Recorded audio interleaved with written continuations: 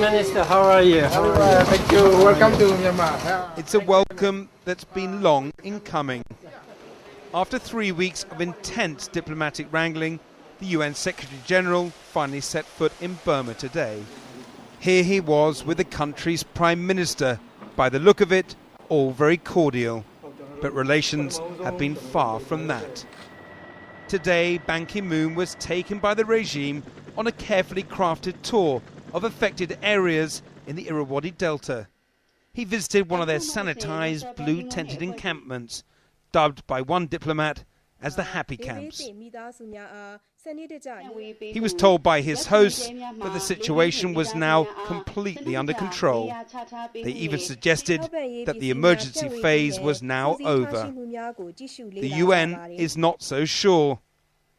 Here was Ban Ki-moon during his tour of the devastated region, shown on Burma's Orwellian state television with his voice inaudible. He is quoted as urging refugees not to give up hope.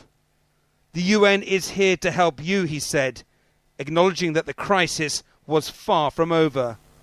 But what can he really achieve?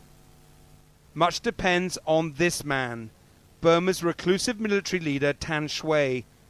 A formidable and intimidating figure, here he was earlier this week on his own tour of the disaster zone.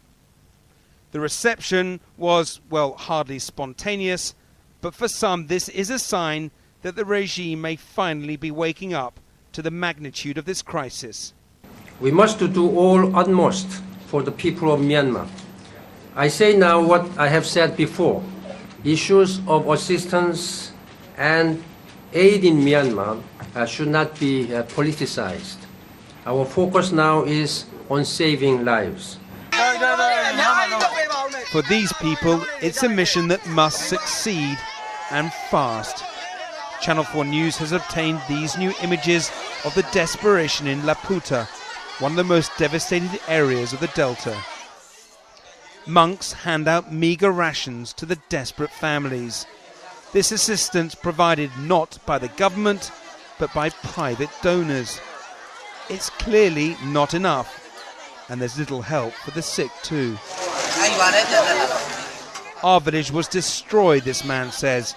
We've come here to seek assistance, but we're getting almost no help from the government.